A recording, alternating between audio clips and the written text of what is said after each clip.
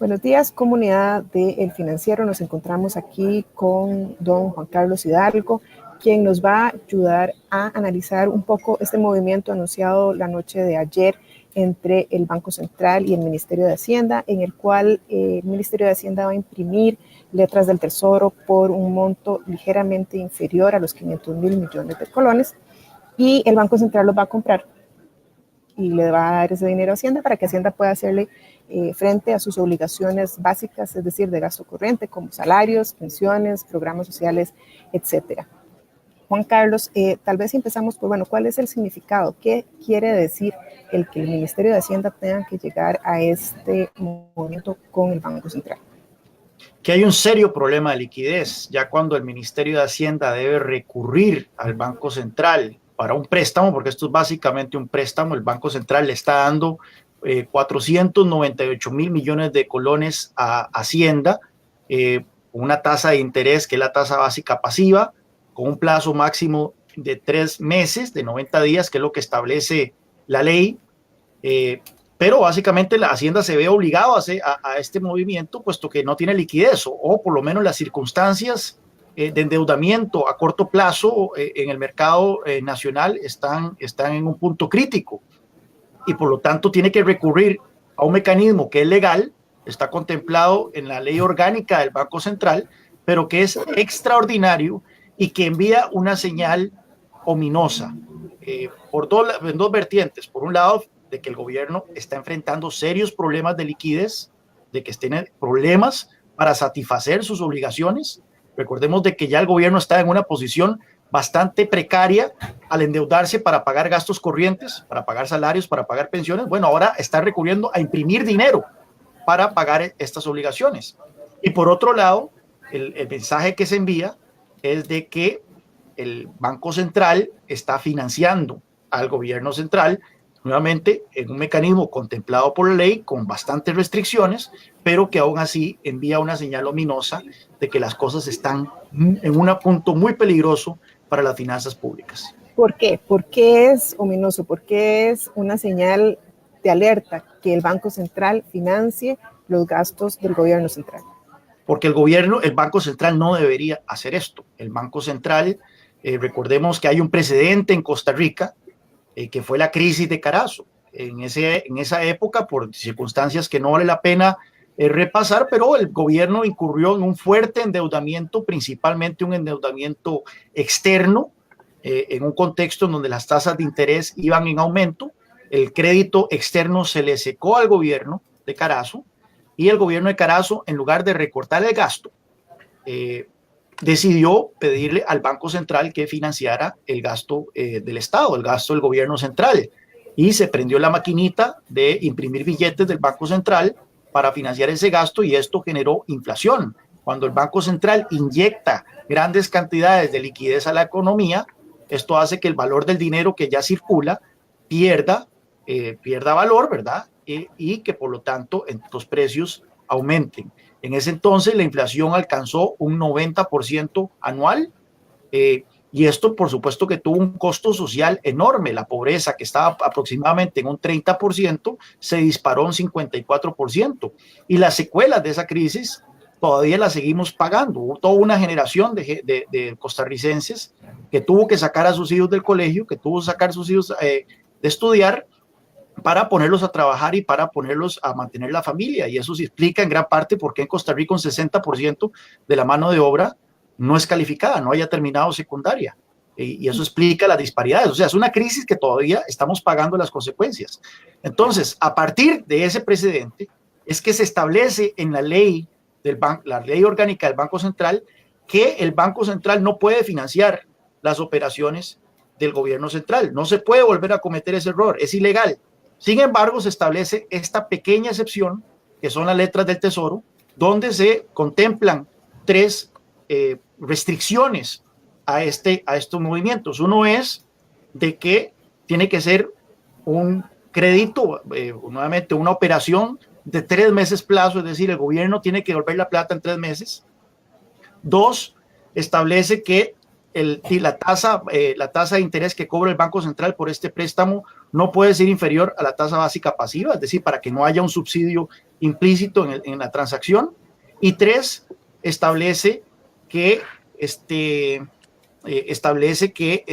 el Banco Central no puede emitir un nuevo crédito, ¿verdad?, para ser repagado.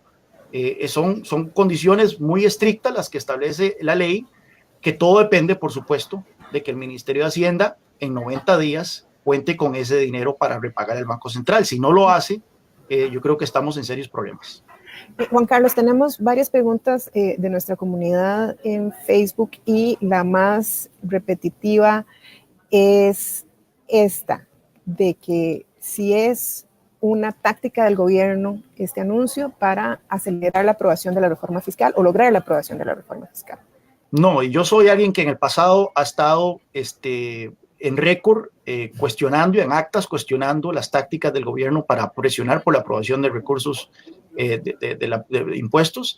Es más, yo soy de la tesis de que el hueco fiscal deliberado que dejó la administración Solís muy probablemente fue una táctica para dejar sin opción a la nueva Asamblea Legislativa para la aprobación del paquete fiscal. Así que no me pueden acusar a mí de ser bien pensado o ingenuo, pero sin duda alguna, por 2 razones no creo que esto sea. Esto es una jugada muy peligrosa como para que hacerla simplemente para presionar por la aprobación de impuestos. La gente que conoce las circunstancias de liquidez del gobierno, gente que no necesariamente simpatiza con la naturaleza de este paquete fiscal, ha informado, y economistas como Melvin Arita, que es bloguero del Financiero, han venido informando que efectivamente el gobierno está enfrentando muy serios problemas de liquidez en el corto plazo. Y 2, la otra razón por la cual puedo casi que garantizar de que esto no es una jugada del gobierno, es quien ostenta el cargo de presidente del Banco Central de Costa Rica. Rodrigo Cubero, para mí es el mejor nombramiento que ha hecho este gobierno. Es una persona que jamás se prestaría para ese tipo de jugarretas políticas. Así que puedo dar casi que por descontado que eso no es el caso. La medida anunciada ayer parece inyectarle más urgencia todavía a la situación y eso elimina una serie de opciones que podría haber tenido el gobierno anteriormente para financiarse, como la que sugiere aquí don Andrés Mora, que por qué no pueden mejor vender activos estatales si tal es la emergencia, es mejor activos que imprimir billetes. Bueno, claramente esto se debió haber hecho hace unos años. Hace 4 años exactamente tuve un debate en 7 días de Canal 7 con Henry Mora, en donde hablamos precisamente sobre eso, si era momento de contemplar el cierre de instituciones, la venta de activos, la reducción de la planilla estatal como medidas para enfrentar un déficit que en ese entonces ya era del 6% del Producto Interno Bruto. En ese momento el discurso oficialista, el discurso del gobierno, del partido de gobierno, era que no, que la crisis no era, que el déficit fiscal no era una crisis, que no era un problema tan urgente y que se podía lidiar con este problema con medidas paliativas. Ya vemos que no era el caso y estamos en una posición en este momento en donde tenemos una emergencia a corto plazo. Yo estoy totalmente a favor de la venta de activos estatales, del cierre de instituciones, de la reducción de la planilla estatal, y estas son medidas que deben empezar a plantearse desde ya, pero el resultado de estas medidas va a tomar tiempo. No es algo que se pueda pasar por la Asamblea Legislativa de la noche a la mañana y no va a ser algo que podamos ver un impacto en el corto plazo. En el corto plazo, lamentablemente, y lo dice alguien que en ningún momento ha compartido la naturaleza de este paquete fiscal, creo que en el corto plazo no queda otra que aprobar este parche. Hoy en un comentario que hice en mi Facebook hago la analogía de que esto es el equivalente de estar en el medio del océano luego de un naufragio. Lo ideal es que pase otro barco y lo rescate a uno y lo lleve a tierra firme, pero por el momento lo único que queda es aferrarse al primer pedazo de madera flotante con tal de no ahogarse, y ese pedazo de madera flotante se llama el paquete fiscal que está impulsando el gobierno. Pregunta Pablo Fernández, ¿cuál es el plan para pagar esta deuda en los próximos 3 meses, que es el plazo de ley que establecen las reglas para este tipo de financiamiento, y si hay un alto riesgo de que no se logre pagar la deuda al Banco Central? La ministra de Hacienda anoche delineó que parte de esta plata, estos 498,000 millones de colones, creo que era 120,000 se vienen del Banco de Costa Rica por la adquisición de las operaciones del Bancrédito, que esa plata va a entrar, y dice que las negociaciones están muy avanzadas con acreedores que van a dar el resto de los recursos de aquí a finales de noviembre para que hacerle frente al repago al Banco Central. No se especificó quiénes son estos acreedores, no me queda claro si estamos hablando o no entendí bien si se está hablando de acreedores internacionales. Al parecer lo que se está contemplando es que de aquí a noviembre ya la reforma fiscal esté aprobada y que esto entonces abra las puertas de efectivamente el endeudamiento externo, de que organismos internacionales brinden ciertos créditos que vendrían entonces a mejorar la perspectiva fiscal del gobierno en el cortísimo plazo y le permitan pagar esta deuda. Lo que sí es cierto es que nuevamente no me queda clara cuál es la naturaleza de estos acreedores con los cuales el gobierno está negociando, estos prestamistas, esta gente que pondría este dinero, los organismos o las entidades. Lo que sí es cierto es que si son entidades privadas, ¿verdad? El mensaje que envió el gobierno ayer de que está recurriendo el Banco Central para financiarse va a aumentar el costo de cualquier endeudamiento. O sea, usted no le presta plata a alguien que está imprimiendo plata para financiar el pago de salarios. Así que probablemente se está refiriendo a organismos internacionales que están esperando la luz verde de la aprobación del paquete fiscal para soltar las llaves del endeudamiento. Y bueno, ahí podemos tener toda otra discusión sobre los peligros de eso en el mediano plazo. Ese sería endeudamiento en dólares, con un riesgo cambiario implícito. En caso de que se hubiese una devaluación, el costo de servir esa deuda va a ser mucho más alto. Y los incentivos que enfrentaría el gobierno, como lo hemos visto en el pasado, de que una vez viéndose con endeudamiento externo, pierde el interés, el ímpetu por hacer reformas estructurales de gasto, como lo que mencionamos anteriormente, reformas del empleo público, venta de activos, cierre de instituciones, que son muy necesarias para estabilizar las finanzas estatales en el largo plazo.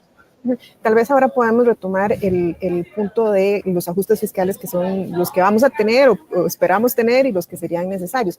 Pero nos pregunta Katy Bravo, y estaba en relación con tu respuesta, ¿cuál es el impacto en los mercados de inversión, en los mercados internacionales? Los bonos de Costa Rica hoy están recibiendo el castigo, ¿verdad?, de los inversionistas ante las noticias de ayer. Pues claro, el mensaje que se envió es nuevamente, cuando un gobierno envía el mensaje tan explícito de que está recurriendo a la emisión de dinero, la emisión monetaria para financiar el pago de salarios, el pago de las obligaciones corrientes, pues claro que esto debería generar muchísima inquietud, por no decir pánico, no quiero usar la palabra pánico, ya la dije, en los mercados internacionales. El costo de la deuda aumentaría. Los acreedores van a pedir una tasa de interés mucho mayor y plazos mucho más cortos para darle plata al gobierno costarricense, puesto que se está enviando la clara señal de que hay serios problemas de liquidez. Okay. Y don Rodolfo Moraga nos hace esta pregunta de si la reforma fiscal que está ahorita en el Congreso es insuficiente y si dentro de 4 años vamos a estar en esta misma discusión, que yo creo que es una de las grandes temores de la gente que se ha manifestado en contra del plan. Pues sí, esto es un parche.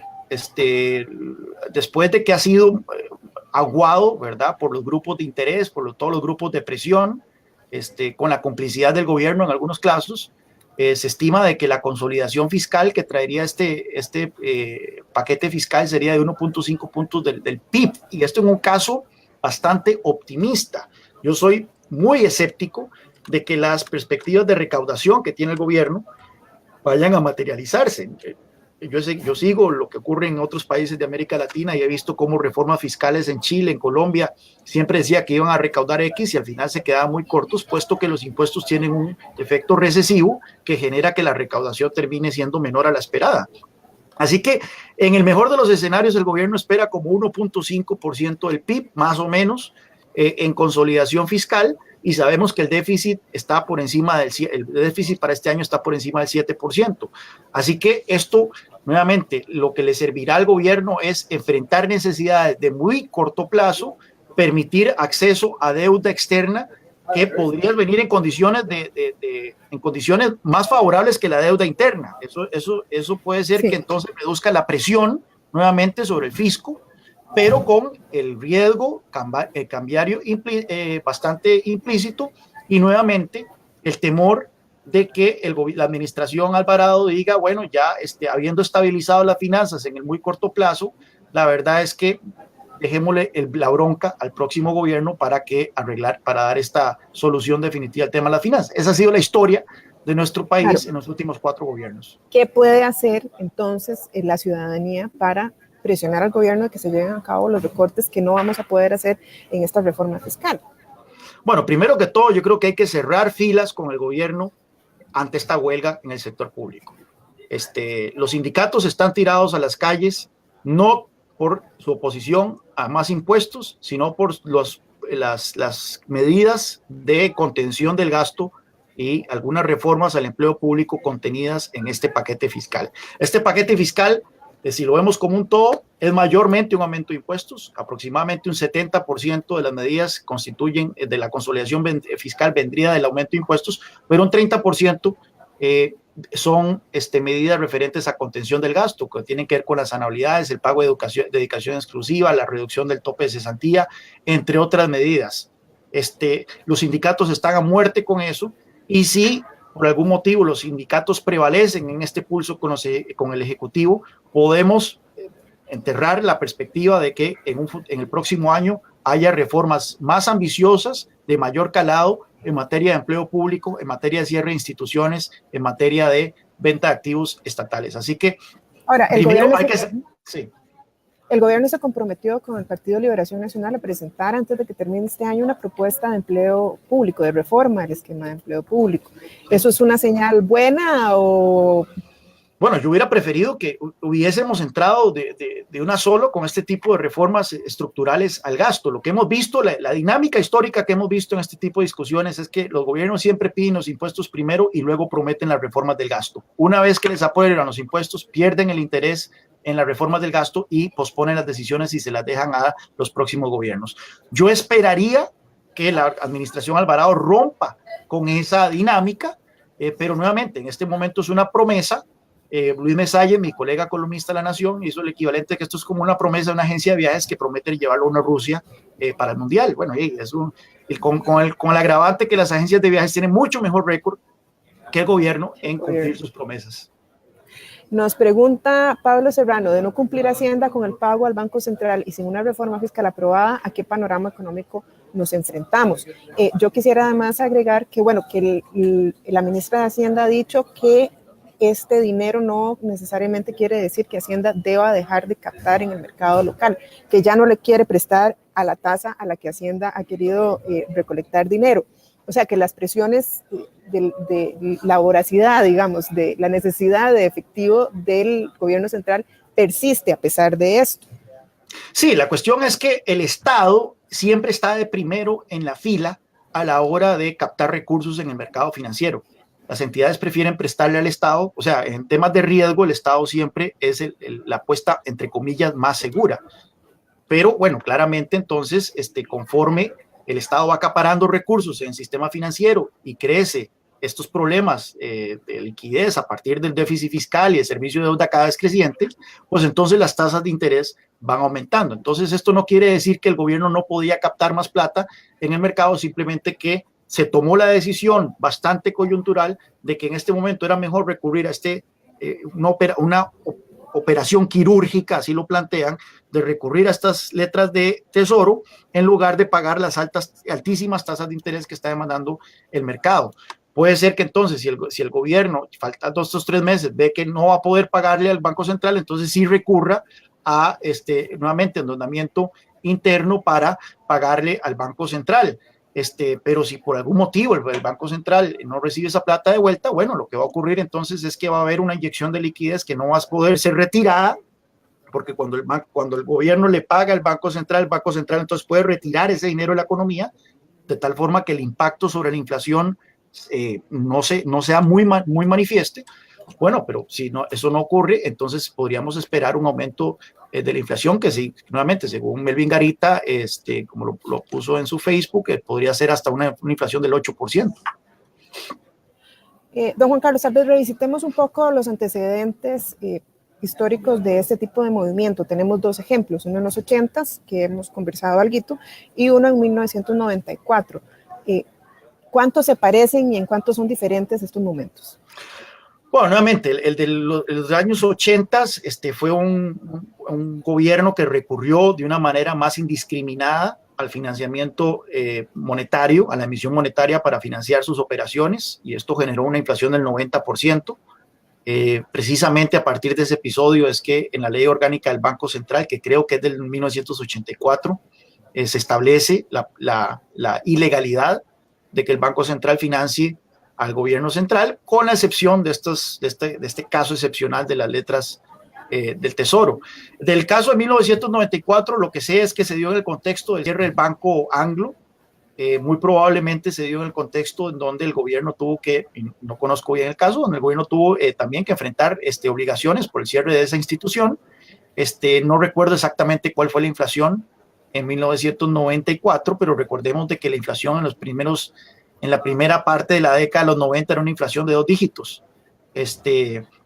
Una inflación que se mantuvo así por buena parte de los años 90, pero que tenía múltiples causas, ¿verdad? Una de las razones por la cual la inflación fue muy alta en los años 80 y los años 90, pero también legado a la crisis del principio de los 80. Las pérdidas de CODESA, la Corporación de Desarrollo S.A., que era el Estado empresario, en lugar de ser pagadas por el Estado a partir de la recaudación de impuestos, se les pasaron al Banco Central, y el Banco Central pagó esas deudas de CODESA, el fracaso del Estado empresario. Y nuevamente, ¿cómo es que el Banco Central paga sus obligaciones? Imprimiendo dinero. Así que la impresión de dinero del Banco Central continuó bien entrados los años 90 para pagar las deudas de CODESA del Estado empresario, y esto generó niveles de inflación promedio. La inflación promedio de Costa Rica del 86 al 2006 fue aproximadamente 14% anual. Tan rápido se nos olvidó la inflación. Tan rápido se nos olvidó. O sea, es que hay que tener claro de que cuando nosotros analizamos el fenómeno de por qué en Costa Rica hemos tenido una economía que crece, pero una pobreza estancada en un 20%, y en los últimos 15 años una desigualdad en aumento, tenemos que tener muy presente el factor que fue la inflación, una inflación de casi el 15%, 14% anual, que es el más regresivo de los impuestos. Carcome, licúa los ingresos de la gente más pobre, y que por supuesto entonces tiene un costo social enorme.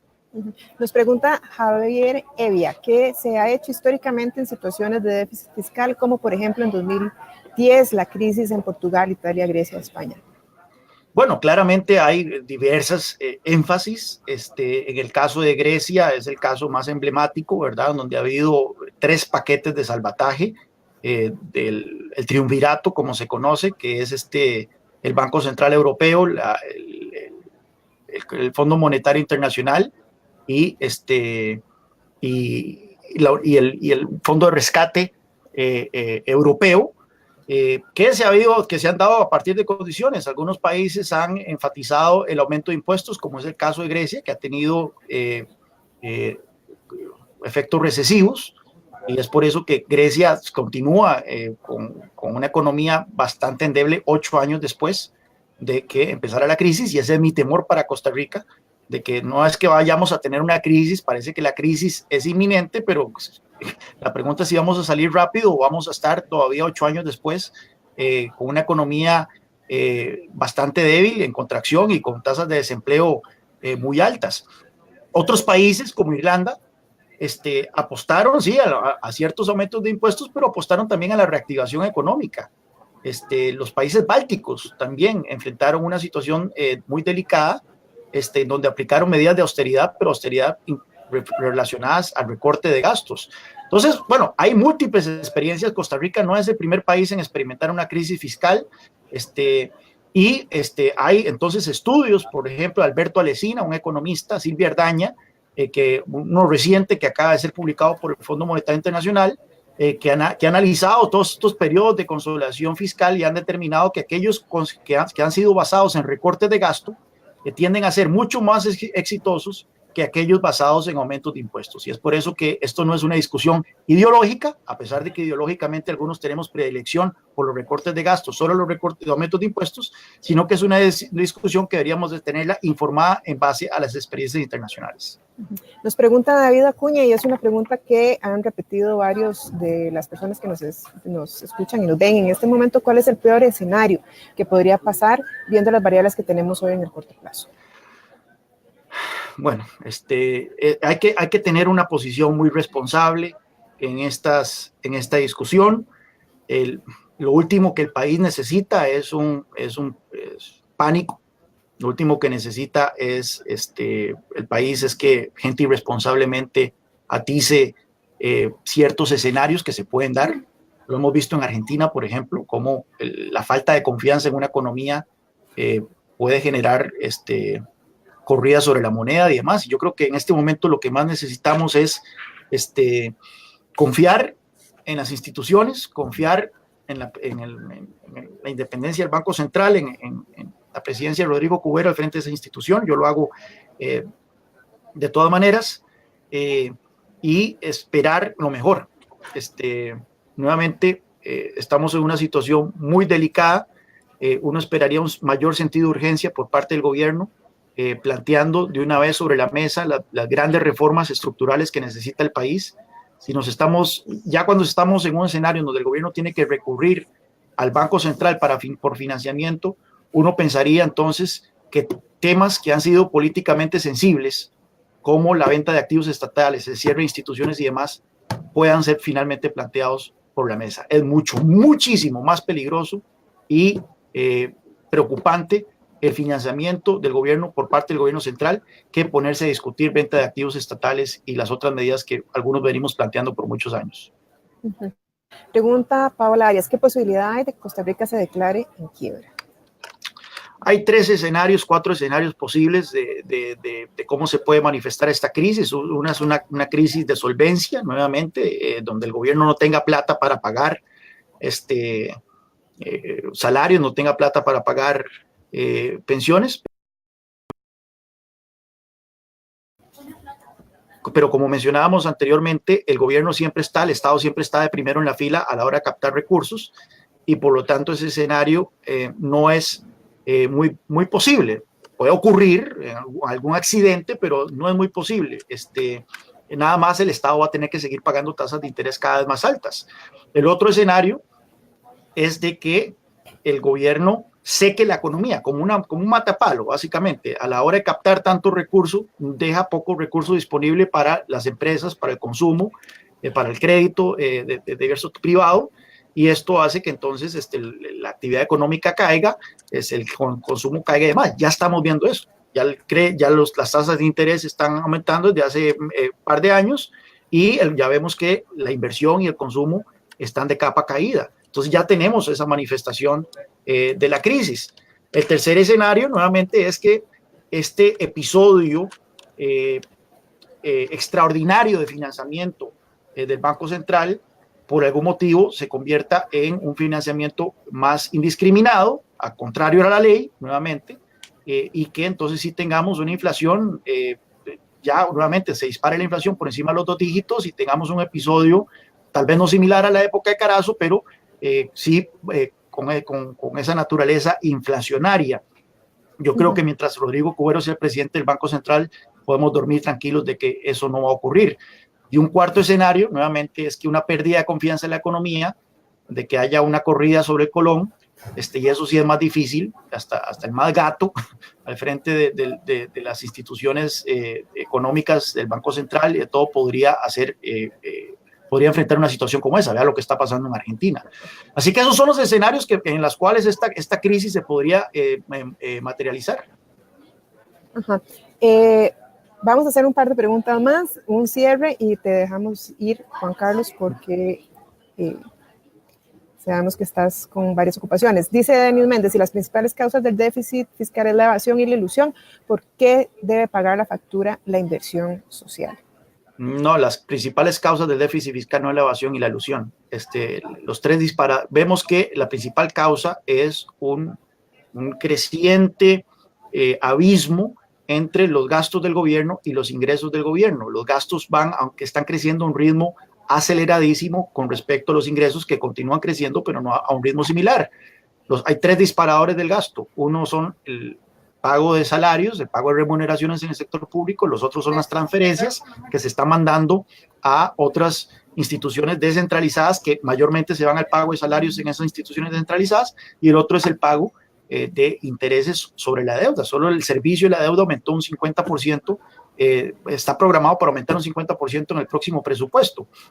Así que tenemos una situación donde el gasto es el principal culpable de la situación fiscal. El gobierno anterior, de manera muy irresponsable, circuló un estudio que ponía que la evasión era del 8% del Producto Interno Bruto, equivalía al 8%. Este gobierno ha revisado esas cifras, ha bajado el estimado a un 4.7%, sigue siendo alto, hay que hacer más sobre el tema de la evasión, sin ninguna duda, pero recordemos que ni Estados Unidos tiene evasión cero. De hecho, el otro día estaba viendo unas cifras de que la evasión en Estados Unidos está estimada en 2 puntos del PIB, y eso que tiene a una de las agencias de recolección de impuestos más eficientes y tenebrosas del mundo. Así que Costa Rica no puede aspirar a una evasión cero. Digamos que si aspiráramos a una evasión como la de Estados Unidos, que tampoco es realista, aún así tendríamos un hueco fiscal de 5 puntos del PIB. Así que no es el tema de la evasión, eso es una mentira que han circulado los sindicatos principalmente, pero con la complicidad del gobierno anterior. La última pregunta, nos pregunta Jessica Inés Montero. Si Costa Rica llega a requerir del auxilio del FMI, como pasa en Argentina, ¿podríamos esperar consecuencias similares como devaluación acelerada y aumento desproporcionado de las tasas de interés? Existe mucha desinformación sobre la naturaleza de la intervención, una posible intervención del Fondo Monetario Internacional. El Fondo Monetario Internacional no interviene. El Fondo Monetario Internacional es invitado por el país de turno a brindar recomendaciones, a brindar un paquete de ayuda a cambio de que el Fondo Monetario dé dinero. El Fondo Monetario es como un banco y llega y le dice a Costa Rica, bueno, usted quiere mi plata, tiene que hacer esto y esto y esto a cambio de que yo le gire dinero. Estas medidas que el Banco Monetario le recomienda al país, no son impuestas. No es que de repente se suspende la Constitución de Costa Rica, se suspenden las leyes y que todo lo que el Fondo Monetario de Washington diga se no, pero si no las cumplís no te dan la plata. Si no las cumplís no te dan la plata, pero tiene que pasar por el mismo proceso de aprobación de leyes de la Asamblea Legislativa, los decretos ejecutivos, consultas con instituciones y demás. Así que yo veo que he leído mucho en redes que existe la perspectiva de que si no hacemos el ajuste, el Fondo Monetario va a venir a hacer el ajuste por nosotros. No, el ajuste en todo momento depende de nosotros. La pregunta es si queremos que esas recomendaciones vengan del Fondo Monetario Internacional o las tomamos por iniciativa propia. Pero bueno, en el caso efectivamente que el Fondo Monetario Internacional participase de esto, el Fondo Monetario ya sabemos cuáles son sus recetas. Va a ser aumento de impuestos, va a ser, ¿cómo se llama? Va a ser recortes de gasto, y que son medidas con las que yo necesariamente no simpatizaría, particularmente en el caso de los aumentos de impuestos. Nosotros ya tuvimos ese tipo de experiencia con el Fondo Monetario Internacional, específicamente con los programas de ajuste estructural. Tal vez, Juan Carlos, si recordamos brevemente algunas de las principales medidas que se aplicaron en ese momento. Sí, bueno, en ese momento claramente los PAE, uno de ellos fue que les cierre el Estado empresario, ¿verdad? Que era una de las principales sangrías que tenía el fisco. El gasto público como porcentaje del PIB en Costa Rica estaba por encima del 50%. Para 1980 estas empresas eran altamente deficitarias. Cuando el Fondo Monetario planteó que el Estado debía deshacerse de estas empresas, Rodrigo Carazo expulsó al representante del Fondo Monetario en Costa Rica, luego se preciaría de esto. Y bueno, la consecuencia fue que entonces el fondo no prestó la plata y entonces tuvo que recurrir al Banco Central para financiamiento, y eso generó entonces 90% de inflación, 50% de pobreza y demás. Esas fueron las medidas, las otras nuevamente la apertura, un modelo de apertura económica, de fomento de las exportaciones, liberalización del tipo de cambio, que son cosas que el Fondo Monetario usualmente incluye en estos paquetes. Juan Carlos, para cerrar, hagamos un un análisis, un poco un resumen de lo que hemos estado hablando. Básicamente, lo que pasó ayer fue una medida de emergencia que revela la necesidad imperiosa, digamos, del gobierno de mover hacia adelante el paquete de reforma fiscal que se encuentra ahora en el Congreso.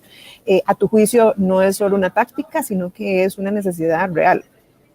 Por más que se le ponga perfume, es una medida de emergencia que debe preocuparnos muchísimo. Ojalá que la jugada le salga bien al gobierno. Nuevamente, ojalá que en meses el gobierno pueda repagarle este dinero al Banco Central y que no se vuelva a utilizar este mecanismo.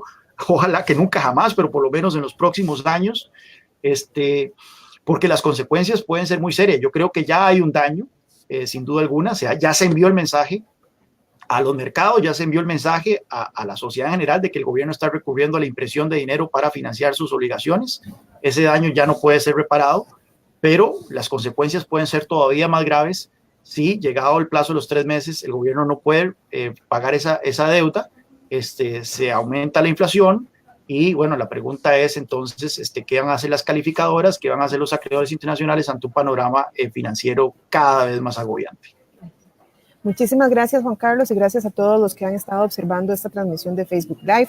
Queremos recordarles que anoche hablamos con don Douglas Montero, analista financiero, que dio algunas recomendaciones a nivel de finanzas personales, de inversiones, de compras, de decisiones. Pueden revisarlo, está en nuestro perfil de Facebook y los invitamos, por supuesto, a seguir la cobertura del financiero en nuestra página web www.elfinancierocr.com. Se despide Eugenia Soto, editora de este semanario, y le agradecemos nuevamente a Juan Carlos. Buenos días. Hasta luego.